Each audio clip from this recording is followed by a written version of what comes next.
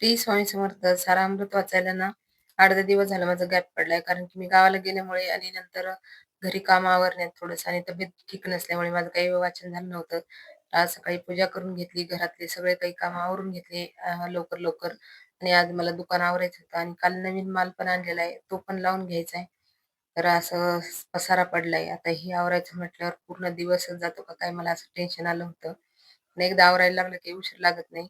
पण हे असे छोटे-छोटे सामानला खूप उशीर लावायला कारण की मोठं-मोठं पटकन होऊन जातं, पण हे छोटं ना ॲडजस्ट करायला खूप वेळ लागतो.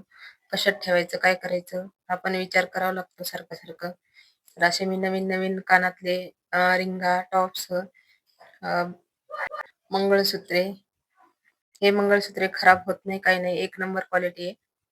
तर असे मी तनिषचे कानातले मंगळसूत्रे पण आणलेले तनिषचे आणि हे बास्केट रिंगा, सुई धागा, कानातले, नकातले असं बरंच काही आणि अंगठ्या, हे छोटाले क्लचर, नवीन बोटातले रिंगा, lipstick, lip liner, eyeliner, nails, perfume असं बरंच काही आणलंय आणि नंतर ना हा पसारा लावता-लावता कस्टमर करायला लागतं. मध्येच मला कुठं बाहेर जाऊन यायचं होतं.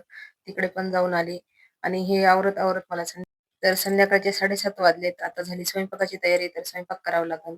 तर तुम्हाला कसं वाटलं सामान? तर नक्कीच कमेंटमध्ये सांगा. आवडलं असेल तर लाईक आणि सबस्क्राईब करा. बाय.